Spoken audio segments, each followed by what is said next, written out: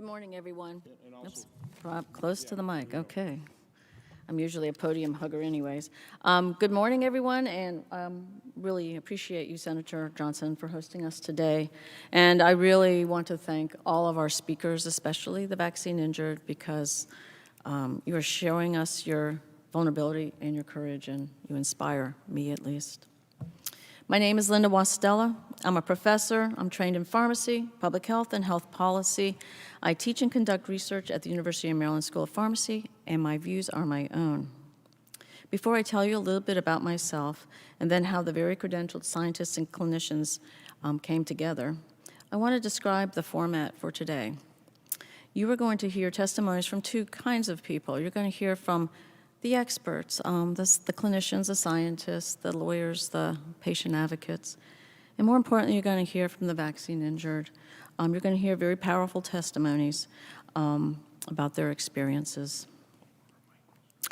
I would characterize myself.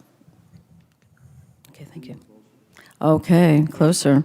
I would characterize myself as a successful mainstream researcher. I have a 30-year career. I have tenure, I've won awards, I've gotten big grants, I've published in big journals. I've devoted my professional life to using research to understand and improve access to pharmaceuticals to better the health of the populations, especially those vulnerable populations. Speaking today is profoundly uncomfortable for me. I prefer the quieter life of an academic. I'm not a media personality. And opposing public health policies is not something I ever imagined myself doing. But here I am, all because of a single announcement this past spring mandating all students, staff, and faculty at my school system, to get vaccinated before returning to campus this fall. The announcement chilled me on a personal level, as the mandate impacted not only myself, but my two college kids, one of whom has a lot of medical conditions. It also concerned me on a professional level. How can a university system mandate an as yet unapproved product whose potential harms were still being studied? I reached out to colleagues, discovered I was not alone.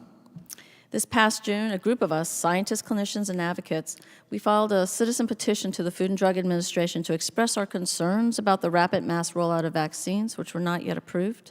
We dubbed ourselves CALM, the Coalition Advocating for Adequately Licensed Medicines. In our petition, we didn't ask the Food and Drug Administration to pull the vaccines from the market. Rather, we outlined open questions about them that must be answered before granting vaccines full approval. We focused on emerging and unknown safety concerns impacting the general population, but as well as what we considered at-risk groups for vaccine problems, including children and adolescents, previously infected persons, and pregnant and nursing women. FDA denied our petition the same day it approved Pfizer's vaccine. And now, not only do we not have answers to our questions, but we have expanded mandates affecting federal and defense employees, private businesses, healthcare workers, universities, and public school systems, among others. We still know nothing, absolutely nothing, about long-term vaccine harms because the vaccines haven't been out that long. Indeed, 20 months in, we barely understand immediate harms from the vaccines. How can we possibly provide informed consent without this information? So today we stand or sit before you as individuals, and I want to reiterate, we are not an organization. Indeed, we are the epitome of grassroots. This all came together through word of mouth. And to be clear, absolutely clear, we are not opposed to vaccines. Rather, we oppose their mandated use. We are citizens who have done our civic duty, but when we experience serious adverse effects, we're left high and dry by FDA, CDC, the NIH, and medical professionals. We are scientists alarmed by the toxic environment in academia and scientific publishing.